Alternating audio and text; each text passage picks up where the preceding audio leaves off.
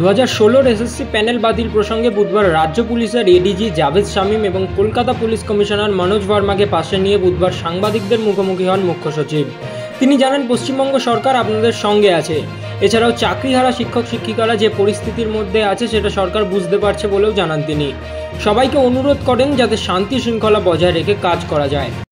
আমরা সকলকে আবার আশ্বাসন দিতে চাইছি, ভরসা দিতে চাইছি কি আমাদের সরকার ওদের সঙ্গে আছে। গভর্নমেন্ট সব রকম সাহায্য করার জন্য প্রস্তুত আছে এবং যে চিন্তা ভাবনা ওদের আছে, যে কষ্টের মধ্যে ওরা আছে, যে দুঃখের মধ্যে ওরা আছে, এটা আমরা সবাই বুঝতে পারছি এবং ফিল করছি। আমরাও মনে করি সবারই ফ্যামিলি আছে, কেউ জমির জন্য হতে পারে লোন নিয়েছে, কারো চিলড্রেন্স এডুকেশন ইস্যু আছে। এই সব মানবিক দিককে দেখে আমাদের যে পদক্ষেপ নেওয়ার দরকার আমরা সবাই পদক্ষেপ নেওয়ার চেষ্টা করছি এবং নেওয়া হচ্ছে। আমি আপনাদের মাধ্যমে এটাই আপিল করব আমার শিক্ষক শিক্ষিকা বন্ধুদেরকে যাতে এরকম কোনো ঘটনা না ঘটে যেটাতে আমাদের যে স্টেপস গুলো আমরা নিচ্ছি এটা কারো দৃষ্টিতে ঠিক মনে না হয় এবং লিগালিও এটা কোনো ইম্পেডিমেন্ট হয়ে দাঁড়িয়ে যায়।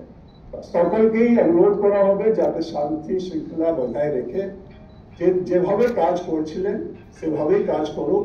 আমরা মাননীয় সুপ্রিম কোর্টের কাছে ইতিমধ্যেই দরখাস্ত দিয়েছি, ক্লারিফিকেটরি পিটিশন ফাইল করেছি যাতে এক্সিস্টিং সিস্টেম কন্টিনিউ করুক और আগামী দিনেও এর সুষ্ঠু সমাধান যাতে আমরা খুঁজতে পারি আইনের মধ্যেই আমরা এই চেষ্টা চালিয়ে যাচ্ছি এবং যাব।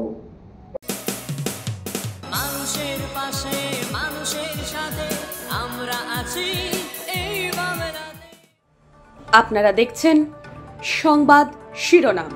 দেখলেন তো অনেক কিছু, এবার দেখুন নতুন কিছু।